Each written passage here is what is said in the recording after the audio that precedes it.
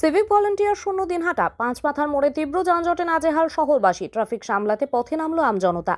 নির্বাচন কমিশনের কড়া নির্দেশিকা আর তার জেরেই শহর থেকে কার্যত উধাও সিভিক ভলান্টিয়াররা। ফলস্বরূপ শুক্রবার সকাল থেকে দিনহাটা শহরের প্রাণকেন্দ্র তথা গুরুত্বপূর্ণ পাঁচমাথার মোড়ে সৃষ্টি হলো তীব্র যানজটের।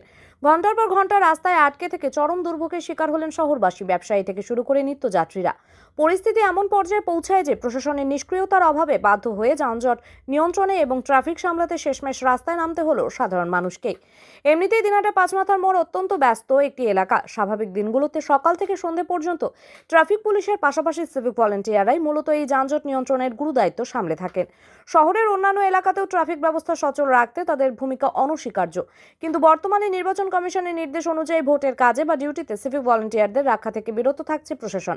আর এতেই ভেঙে পড়েছে শহরের ট্রাফিক ব্যবস্থা। এদিন সকালে সরজমিনে গিয়ে দেখা যায় চারদিক থেকে আসা যানবাহনের চাপে পাঁচমাথার মোড় অবরুদ্ধ। ঘন্টার পর ঘন্টা আটকে রয়েছে টোটো, ভ্যান থেকে শুরু করে সাধারণ যাত্রীবাহী গাড়ি।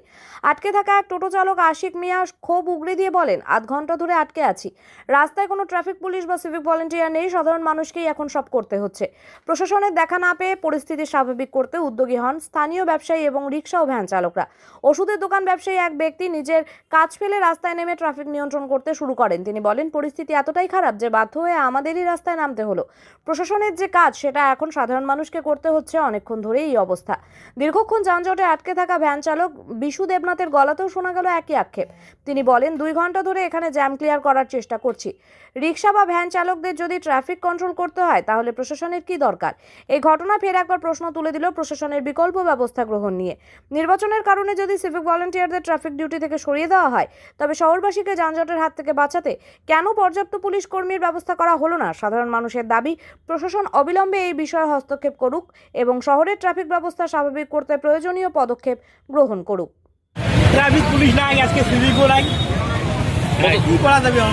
কতক্ষণ থেকে দাঁড়িয়ে আছেন? আধা ঘন্টা। আধা ঘন্টা থেকে। কি নাম আপনার? আমার নাম আশিক মিয়া। উন্নতি আছে, রিক্সাওয়ালা ভ্যানওয়ালা যদি ট্রাফিক করে তাহলে প্রশাসনের কি দরকার আছে দিনটায়? কি নাম দাদা আপনার? নাম হলো বিশু দেবনাথ, বড় শোলবাড়ি, চৌচন্ডী পাটবাড়ি। কতক্ষণ ধরে এই যানজট? 2 ঘন্টা থেকে এখানে আমি ক্লিয়ার করতেছি। আপনি কি কাজ করেন? আমি ভ্যান চালাই।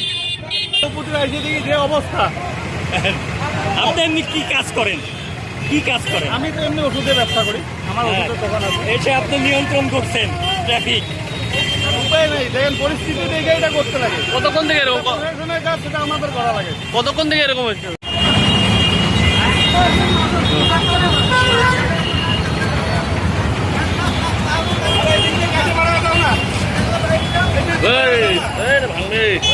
যাবে না, যাবে না, আটকে